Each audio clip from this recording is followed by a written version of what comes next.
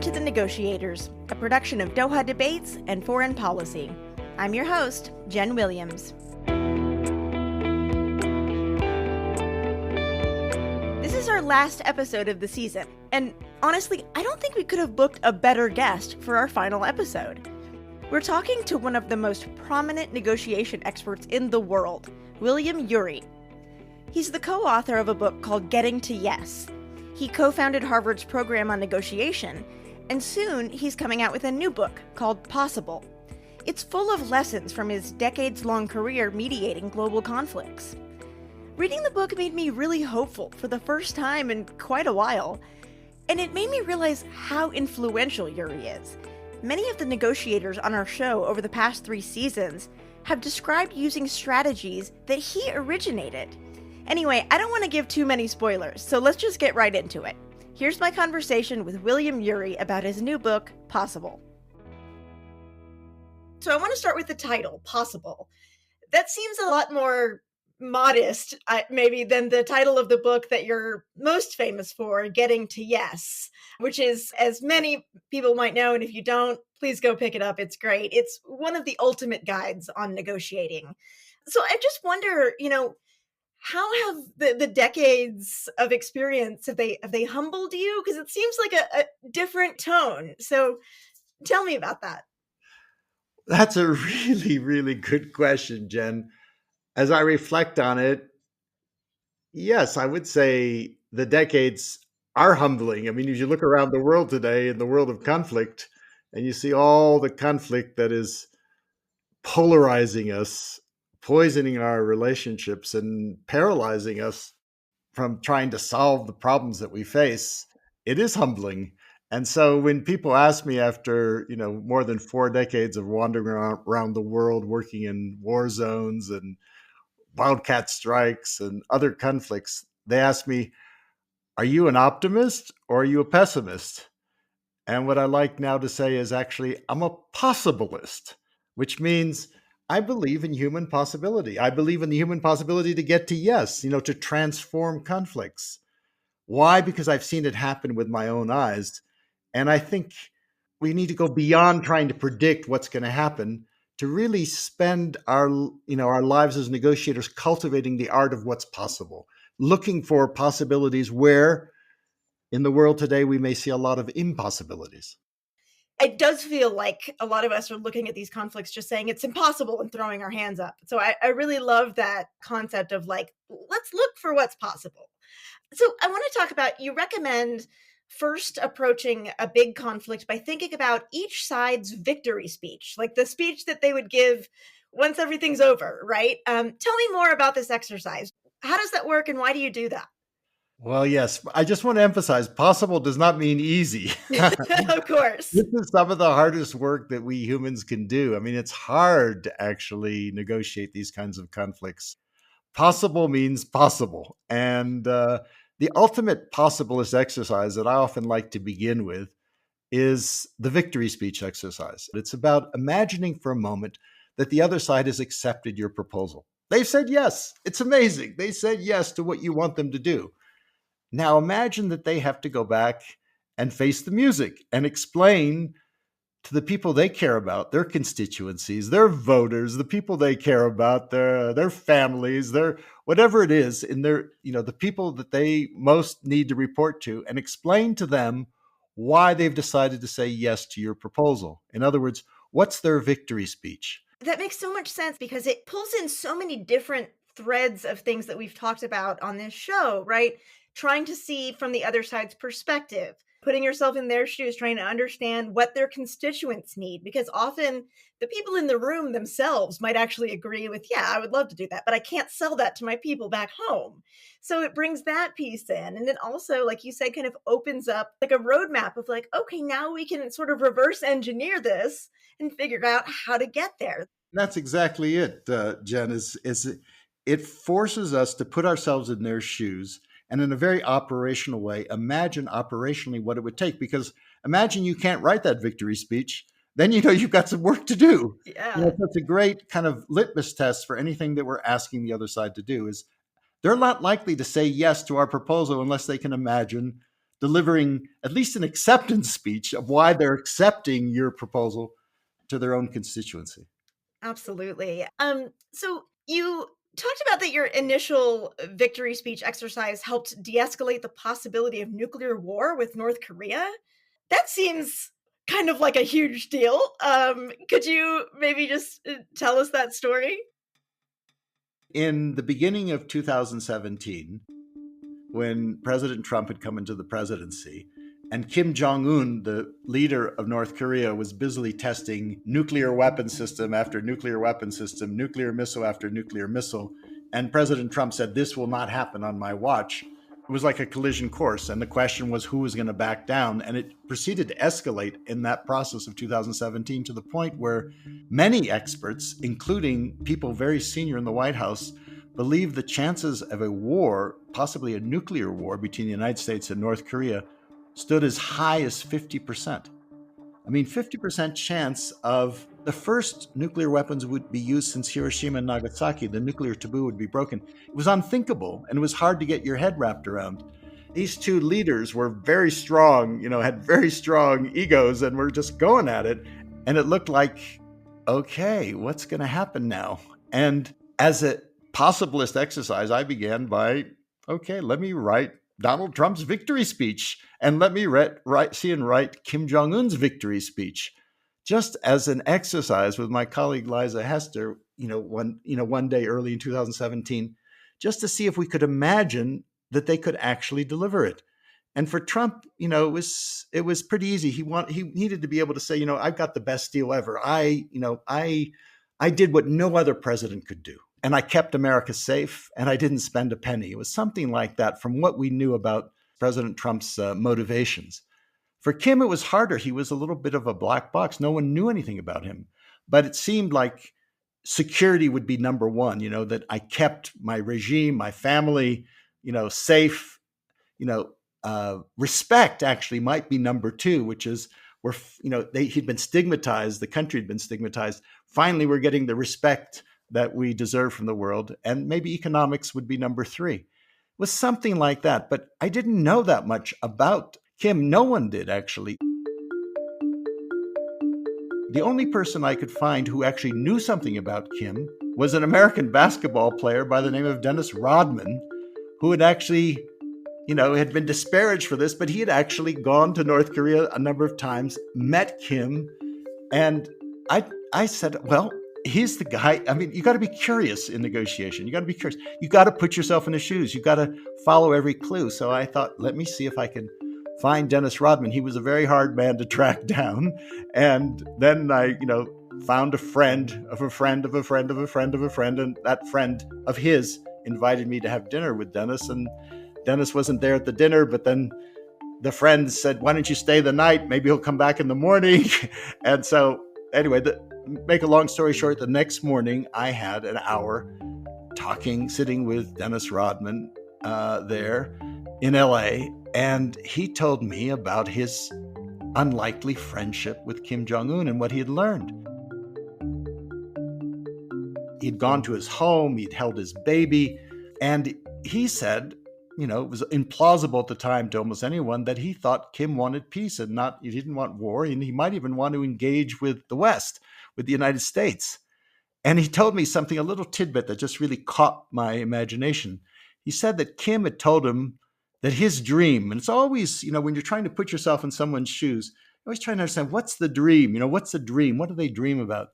He told Rodman that his dream one day was to walk down Fifth Avenue in New York with Dennis Rodman, go to Madison Square Garden, and watch the New York Knicks play the Chicago Bulls, because he'd been a big fan of the Chicago Bulls team. And that was a little clue. It seemed unlikely, but I really got a sense from Dennis Rodman of something that, this is early in 2017, that it might just be possible for these two men to actually meet their core interests, deliver their victory speeches by actually meeting and beginning to pursue negotiations rather than escalating to the point where, we might be on the verge as people worried about a nuclear war. So Did you go to the Trump administration with that insight and then say, like, Well, I did. I together with my colleagues, Jonathan Powell, who I know you've spoken to, who was the kind of chief negotiator for Northern Ireland, and his colleague Glyn Ford, we made dozens of trips to DC, many to Seoul, South Korea. Jonathan and Glyn, as English, were able to get into North Korea. They went to Pyongyang and talked with officials, listened to officials. What was on their mind? What were they thinking? Where was the way out here as they saw it that would actually meet their interests? And it's interesting, when I was talking with a very high level official in the White House, and I asked, did you ever talk with Dennis Rodman? Apparently no one ever had, because he hadn't been taken seriously. But that to me is like, it's important to leave no stone unturned when you're trying to really understand who the other side is. You go after every clue you possibly can. William Ury then did another thought experiment. He wanted to think about the steps needed to get Kim and Trump in the same room. So he talked to his friend Robert Carlin about this, who knew a lot about the situation in North Korea. He asked him, could Kim send a high-level political delegation to talk to the Trump administration in some way? And Bob Carlin was like, no, I don't think that's going to happen. But maybe Kim would send his sister, Kim Yo-jong. She's maybe the only person he trusts. So if Kim sent his sister, maybe Trump could send a personal representative. And then William Ury thought, maybe Trump could send Ivanka. And amazingly, to some extent, that's kind of what happened. It's all about trust. I mean, who did President Trump trust? He trusted his daughter. He didn't trust many people, but he trusted his daughter, his flesh and blood. Who did Kim trust? He trusted his sister. So that in the choreography of how these two men began to meet, Kim sent his sister to the Olympics, the Winter Olympics in South Korea. She actually had first conversations with the president of South Korea, Moon, out of which a North Korean invitation to meet with Trump came. So she played an intimate role. And Ivanka also played an intimate role as a kind of counselor to her father. She went to South Korea during the Olympics too. So actually, you look for, it's not just, the official actors, but who's really trusted by the principal parties, who can often play that role of helping to build a bridge. What was fascinating about the North Korea example is I thought that it would take, like they'd have to sign some kind of agreement, peace agreement, in order to bring it down. But in fact, what happened is the power of a compelling story. When they met, the narrative, and that's really important, the theater of when they met in Singapore in June of 2018, which was really surprising, they each actually gave a version of their victory speech already. Trump said, look, I came back, I got a deal. And Kim also heralded it too to his people.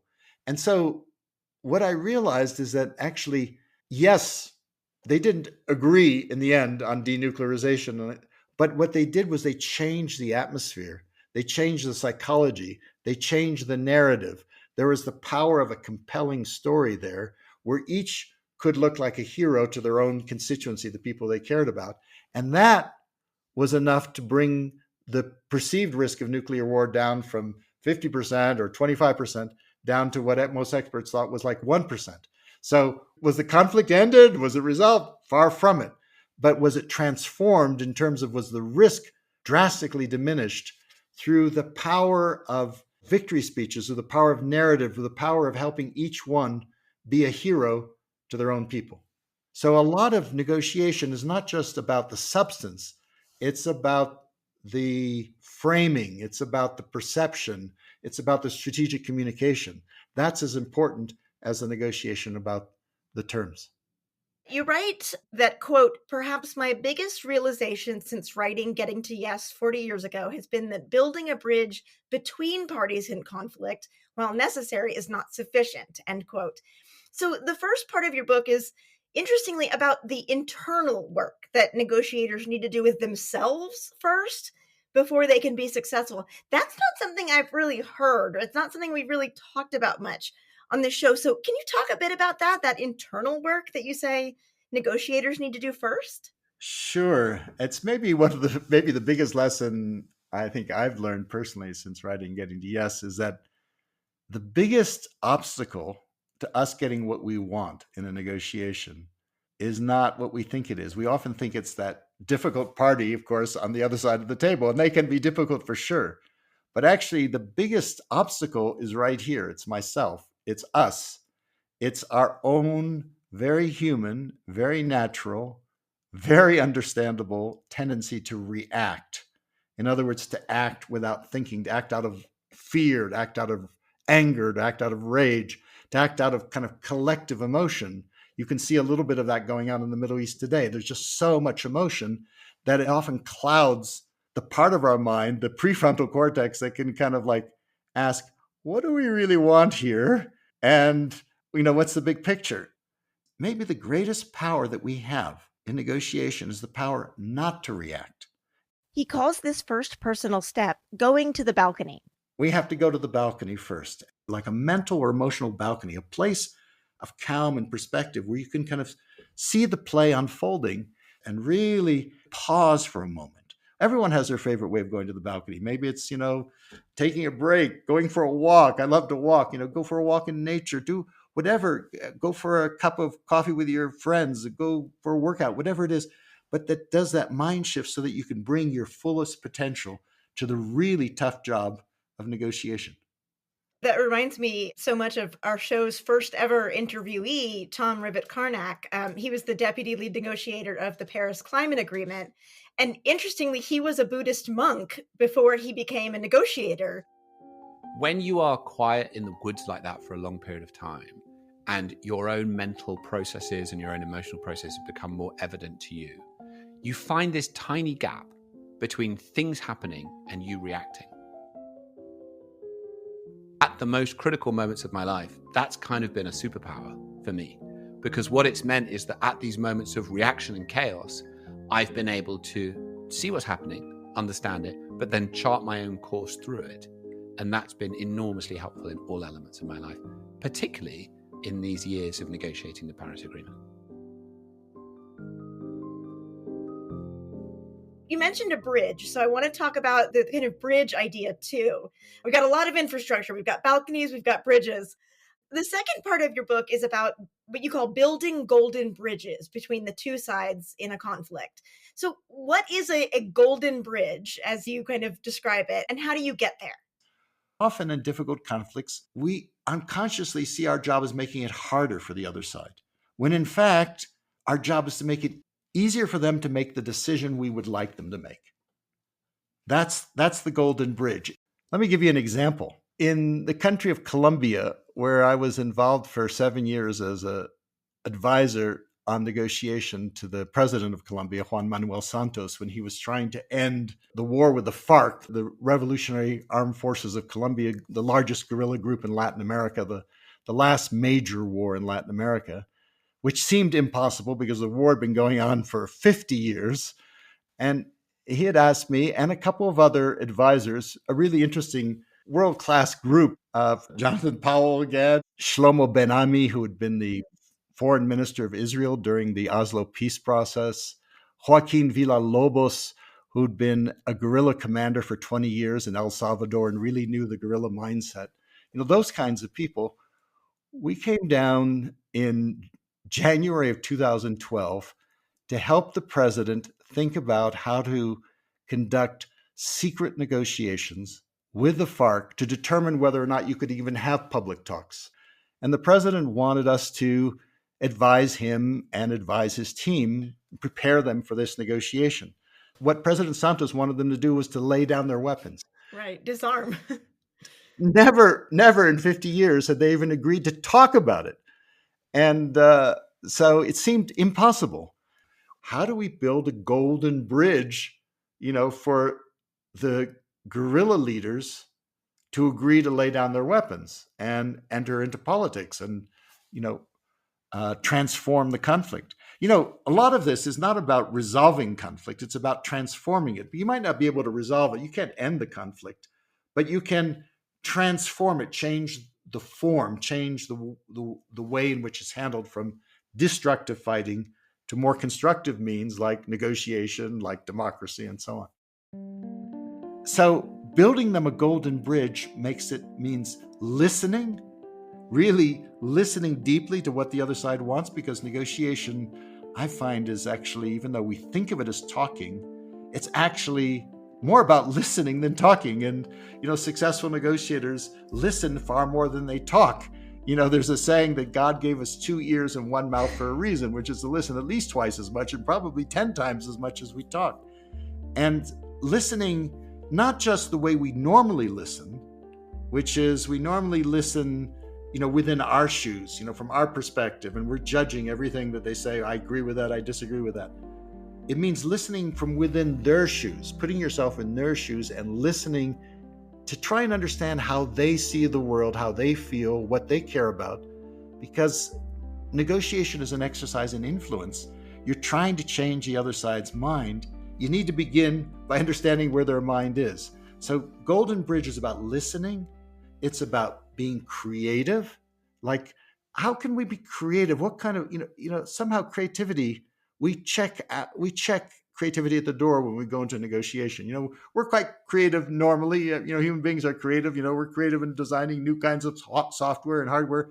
We need to bring that same kind of applied creativity to these hard problems of negotiation. How are we going to make it easier for the FARC to lay down their weapons? And the negotiating team had the brilliant idea of saying, okay, the number one thing was that the FARC had gone to war about was a lot of injustice in the land, in the distribution of land, the allocation of land, for land reform, agrarian reform. And as it turned out, the government at the time of President Santos wanted to actually engage in agrarian reform. So they could agree on that. They could start with that. They'd even drawn up some legislation, and they could give credit or share credit with the FARC for that. So that would be a kind of a building them a golden bridge, making it easier for them, taking an issue that allows them to have honor and dignity and saying, we're not just surrendering, we're getting something for what we fought for 50 years. And then at the very end, there were 5 items. The 5th item was laying down the weapons. In other words, you want to, instead of pushing the other side, you want to attract them. And I love that thing you said about, not necessarily resolving the conflict, but transforming it, into a different form. It makes me think of that old, the old kind of saying we talk about a lot in international relations, that war is a continuation of politics by other means. But the same thing is true in reverse, right? That politics is a continuation of war by other means. So you're essentially trying to reverse it and get them to go from, fighting it out in the streets to fighting it out in a legislature or in a conference room. It's ballots, not bullets. How did William Ury contribute to the Camp David peace accords between Egypt and Israel? Find out more after the break.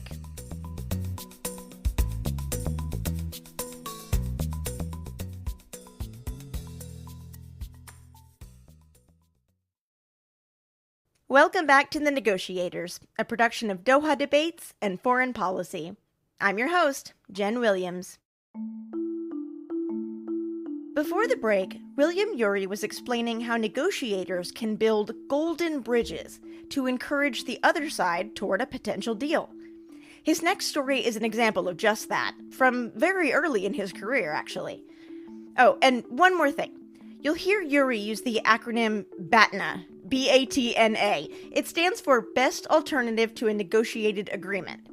If one side's BATNA is better than a negotiated agreement, then the mediator has some work to do. Okay, here's the rest of my conversation with William Ury. One big example of this golden bridge is actually from the very beginning of your career, something you also wrote about in Getting to Yes. So you were a graduate student at Harvard. An idea that you wrote about in a paper for class ended up influencing the Camp David Accords between Egypt and Israel. What was that idea? Tell me about that. My mentor was Roger Fisher, who was a noted international lawyer and negotiator at Harvard Law School. Fast forward a couple of years to Camp David. A couple of weeks before Camp David, Roger happened to run into, on a summer vacation, Cyrus Vance, who was the American Secretary of State. They were vacationing together. I think maybe it was somewhere in Martha's Vineyard. And Vance asked Roger if he had any ideas for the upcoming summit in which President Carter, the Americans were bringing together the president of Egypt, Anwar Sadat, and the prime minister of Israel, Menachem Begin, to see if they could put an end to the wars that was going on between Egypt and Israel. There'd been 4 wars, and it was the 2 largest military powers of the region at the time, and it seemed absolutely impossible. In fact, everyone had basically given up, as we know, because thinking the Middle East is too impossible.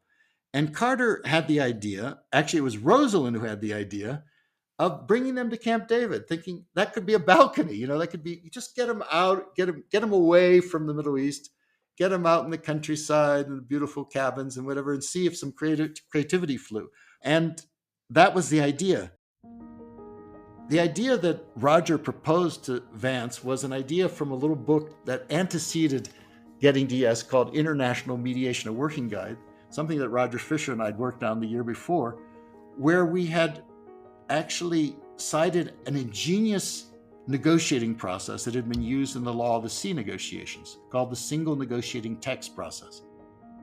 Very simple process. Instead of the usual negotiating process where, both sides come with their positions, in this case, the Egyptians and the Israelis, and the Americans then ask them to make concessions. And no one wants to make a concession. No one wants to be the first to make a concession. It would be a sign of weakness. It's politically painful. Each side says, I've got to go back, I can't do that, and no one wants to make a concession. The single negotiating text process gets around that by saying no one has to make any concessions. What the third party, in this case, the United States, did at Camp David when they adopted this process after 3 days of just total stalemate between the parties, they thought, okay, maybe we'll try this idea, was the Americans went to the Egyptians and the Israelis and they said, don't change your position. Keep your position. What? You can keep, yeah. And the Americans had drawn up what's called a single negotiating text, which is a non-paper paper. It's just a very simple paper, no letterhead. They said, this is not an American proposal. This is just an idea. Just do us a favor. Don't say yes, don't say no, just criticize it. Well, no one likes to make a painful decision, but everybody loves to criticize. So the Egyptians criticized it, the Israelis criticized it. The Americans then went back, took their criticism, and then tried to make the idea, which was for a demilitarized Sinai, because Israel had occupied the entire Sinai. Egypt wanted it back. The land had been there since the time of the pharaohs. Israel didn't want Egyptian tanks attacking them. And the idea, a brilliant idea actually, was what about a demilitarized Sinai? Because that was the essence of the text. And the Americans then improved the idea for one side without making it worse for the other. Then they went back and said, this is just a non-paper, criticize it some more. The Egyptians criticized it, the Israelis criticized it. And they went through that process 23 times in the course of those 13 days at Camp David. And only at the very end, when Sadat could see he was going to get the entire Sinai back, the Egyptian flag could fly everywhere, and Begin could see that he was going to get an unprecedented peace with Egypt and a buffer, did they then say, okay, but in this case, instead of having to make, 15 or 20 very painful political concessions, they only have to make one decision at the very end when you can see exactly what you're going to get in return. So that's the brilliance of that single negotiating text process, and it actually helped. Vance later wrote a letter to Roger, thanking him for the process, because it's just an idea of using creativity in the way in which we negotiate to try and redesign, re-engineer the process so it's less painful for the parties. It builds a golden bridge. It attracts them, and that's essentially what Carter and the Americans did. Was they helped build a golden bridge for the Israelis and the Egyptians, which led to a peace treaty that people always think the Middle East is impossible. That was the impossible conflict at that point, was between Egypt and Israel. They're the 2 largest military powers. That peace treaty has now stood the test of time for 40 years through revolutions, coups d'etats, assassinations. And, it doesn't mean that Israel and Egypt are friends, but they coexist and they're partners. And that's the brilliance of building a golden bridge. I mean, we're still seeing the impacts of that literally today with Egypt and Israel having to, work together to figure out how to handle, even basic things like getting aid into Gaza through the Rafah border crossing. So, yeah, I mean, talk about standing the test of time. And this idea of the one text, single text process, I know it certainly influenced many of the negotiators we've talked to on our show. Your Harvard colleague, Bruno Verdini, his writings about the Mexico-US negotiations over the Colorado River. And so if you keep things alive, you have a possibility to produce an outcome that is much more harmonious. We've seen this so many times in so many different iterations, and just what a genius idea. Now, I want to get a little bit nerdy here. This is stuff that you've written about in both Possible and Getting to Yes. Why do you recommend bargaining over interests rather than positions? And how do you find the other side's true interests? Like, can you give an example of how we can, what you say, bargain over interests rather than positions? What you find successful negotiators doing is constantly probing behind positions to find out what people really want behind it. What are the interests? What are the desires? What are the fears? What are the basic human needs that lie even deeper? It's almost like an iceberg. You just see the positions on the top of the water, but underneath are all the interests. So bring that back to Camp David, that example. Initial positions where Egypt wanted the entire Sinai back. That was their position. Israel's position was they wanted to keep about a third to a quarter of the Sinai. And then the whole question would have been, where do you draw a line in the desert? And it would actually not have been possible. The brilliance of Camp David and the one text process was that the Americans asked the Israelis and Egyptians, okay, we know your position, but why? What are your underlying interests? And for the Egyptians, the underlying interest was sovereignty. The land had been there since the time of the pharaohs. They wanted it back. For the Israelis, the overriding core interest was security. Egyptian tanks had rolled across that piece of real estate 4 times in the previous 30 years, and they didn't want that happening again. By looking behind positions for interests and saying, okay, how do we reconcile sovereignty with security?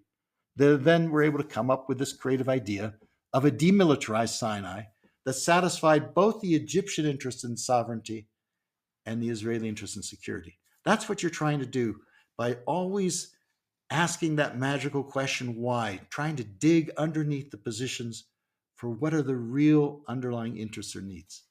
I want to talk about the third side. So in the final part of Possible, you write a lot about how to get to what you call the third side or the outside community to help conflicted parties. Tell us exactly what that means and how you go about that. Yeah, the usual thing in conflict, particularly difficult conflicts, is we tend to reduce the conflict to 2 sides. It's us versus them. It's Israelis versus Palestinians. It's union versus management. It's us versus them, and almost like a zero-sum battle. And what we fail to see is that in every conflict situation, there actually is a third side. And the third side is the rest of us. And in fact, it's all of us. It actually includes the parties even. It's the whole. It's the community. It's the surrounding community of, it's not just mediators. It's friends, neighbors, allies, partners, colleagues. It's that community that if that community can organize itself and engage, it actually has a lot of power. It has a lot of leverage to try and encourage the parties to come to terms, but it also has a lot of power to help the parties go to the balcony. It's not easy to go to the balcony, but your friends, your neighbors can kind of say, hey, better to just take a breather for a moment. Let's go for a walk. Let's really think about what you really want. Let's think about what your BATNA is. Let's make sure, see if there's an agreement that's better than your BATNA. It's that space. So the third side helps the parties go to the balcony, helps the parties build that bridge, because that is really hard to do for the parties in a difficult conflict. The third side is the great untapped resource. It's actually, as I learned as an anthropologist, it's our birthright. Actually, it's our most ancient heritage for dealing with conflict, is to engage, mobilize the third side, the people around, the community. When I read that, my first thought is, okay, third side. So it's the UN, it's the international community, but it's also Dennis Rodman. Right. Right? Like in that example, it's also just people who are connected in some way and may have some, role to play. And it also, I mean, it just strikes me that it's not just for the immediate solving of the conflict, but you also need that kind of infrastructure of the community to make sure that it endures, holds people accountable on different sides and, makes sure that everyone's following along. It also, this gets to the kind of next concept I want to talk about, which is swarming. So I think the most impressive example of what you talk about, this third side, was the Colombian peace talks with the FARC that you've talked about earlier. Juan Manuel Santos actually studied negotiation at Harvard with your mentor, Roger Fisher, and that Santos had the wisdom to actually consult a lot of international experts like you and Jonathan Powell. So you talk about how you and others essentially swarmed that conflict. So tell us that story. Feel free to give us the whole story because it's really interesting.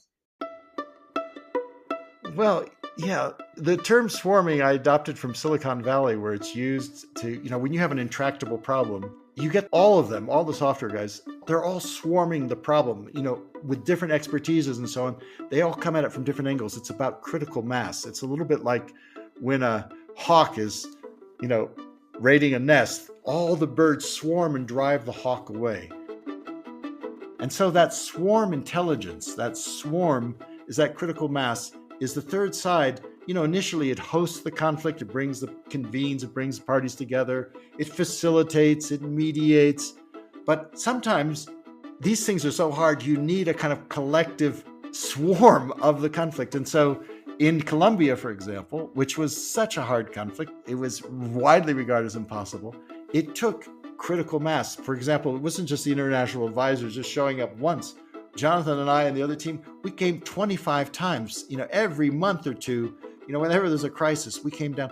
But what was really important was the president tried to create a swarm effect by recruiting allies, unlikely allies from the region. Because the biggest friends and supporters of the FARC that the FARC really relied on were Venezuela, then headed up by President Hugo Chavez, and Cuba, which was headed up by Fidel Castro. And very early on, President Santos, to his credit, he'd been a defense minister, so he actually had some political capital that he could spend because, peace is hard work, and he was spending it. In the very first week, he went and met with Chavez, and he invited him to help the peace broker, to help be a peacemaker. And Chavez, was supporting the FARC, but he really loved the idea of that legacy. It really appealed to him as a statesman. He saw himself as like Simon Bolivar. So Chavez, who was an enemy at the time of Colombia, suddenly became a partner and said, yes, I'll help bring the FARC to the table. And Santos did the same thing with Fidel Castro. And, again, very different ideologically from where Santos was, both of them. But he asked Fidel Castro if he would host the talks. He thought maybe, okay, the Cubans could then play again that play. So both Castro and Chavez then became third side allies of the process because they actually had a stake in it. And they persuaded the FARC to come to the table and stay at the table until the FARC finally agreed to lay down their weapons. And so that's knitting together that third side, that external community. And Santos also reached out to Norway and Chile and the United States and the European Union and the UN and the Security Council, so that essentially you had a external third side. And then within the society, he recruited an internal third side of people who could stand for the whole.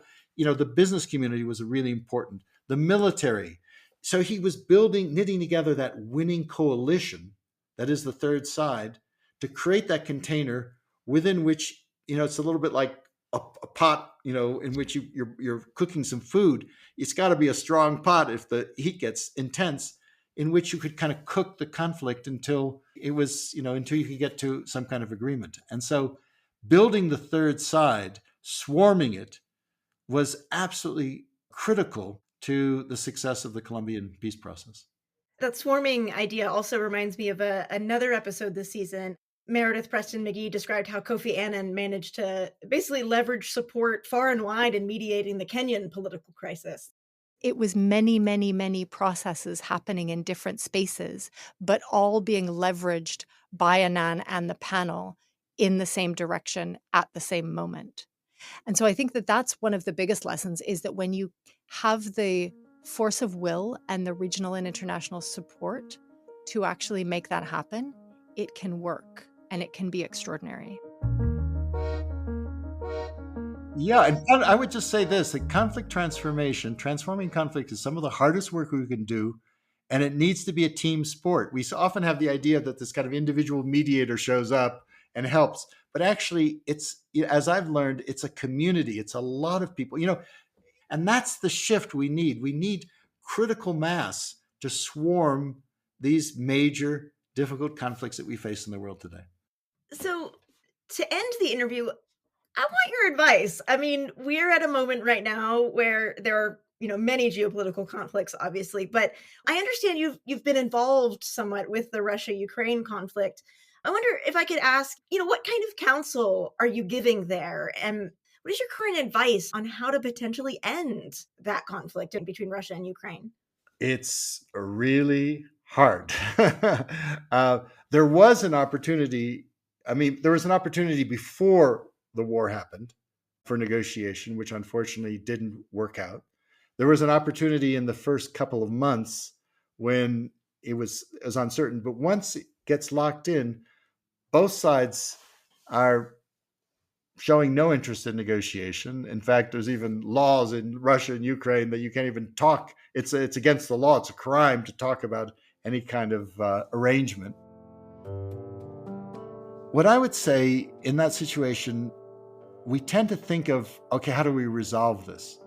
And I don't think we're going to resolve that issue, the issues between Russia and Ukraine. Not now. But the question is, can we transform the conflict?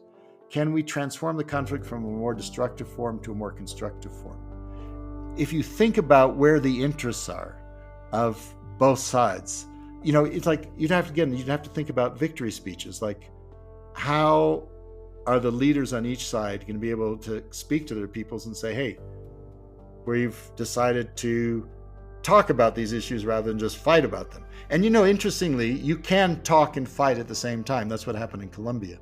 And for example, people think that negotiating means that Ukraine would have to, for example, give up part of its territory. For a lot of reasons, international legal reasons, it is not wise to have a precedent of changing a border by force. So, whatever the negotiation is, the talking is, that should not be in contention. The question is, can we find, if both sides reach a kind of a mutually hurting stalemate where they're both hurting, and they're about, there's some signs that they're reaching that moment where they realize it's become a war of attrition, they're not moving. Are there ways to stabilize the situation so that Ukraine can rebuild itself, meet its fundamental interests, and for example, people are looking at, for example, what happened between South Korea and North Korea, which was, there's an armistice there that has been stable for the last 75 years. It can be dangerous, of course, but it's like the last 70 years. So in other words, is there some way to begin to prepare for a negotiation that the parties may not be ready for right now, but everyone knows is coming? Because the other thing I would say about negotiation is that there's kind of an assumption that war takes a lot of planning, that takes a lot of effort, but negotiation, you can just show up and talk. In fact, I would argue that negotiation needs just as much preparation, just as much planning, just as much strategy, and real resources, swarming resources, as war does. And when we take negotiation and a negotiation as serious as that, then I think we have a chance. And the time to prepare is now. Because, like, for example, with North and South Korea, from the time they sat down, it took 2 years of negotiations, 500 meetings. The time to prepare is right now. Even if the time is not quite ready, the parties aren't ready to negotiate, the time is to prepare thoroughly and exhaustively to catch that window when it opens, to see if there are arrangements to transform this conflict. They're not going to resolve it, but at least to stabilize the situation so people can live their lives. And perhaps 20 years from now, you can have another negotiation. You could have, for example, right now there's negotiations on prisoner of war releases. There's negotiations about grain trade. Could you gradually expand the scopes to negotiate an arrangement in which the costs of the conflict go drastically down in terms of lives lost, resources spent, so that people can rebuild their lives and pursue their essential needs, both countries? I guess last thing, if there's one thing that you want listeners to take away from our conversation, what would that be? What's the biggest, most important thing you think people need to understand about negotiation or just how all of this works? I would say if negotiation is the art of the possible, then we have to find a way to unlock our natural human capacities. We need to be at our full potential. Full potential is ourselves, the other, and the whole, the community. And if you put all three together, then maybe we have a chance to try and take these extremely difficult, seemingly impossible situations and find new possibilities that we might not have imagined were possible in the beginning. Well, I think that's a great place to stop. This is my third season of doing this podcast, and I feel like I learned so much in just this conversation. So thank you, Jen. It's a real pleasure. Keep up the good work. It's great that you're doing this podcast. I love it that you're doing this. Thank you. That was William Ury, co-founder of the Program on Negotiation at Harvard and co-author of the well-known guidebook to negotiation, Getting to Yes. His new book, Possible, is coming out in February.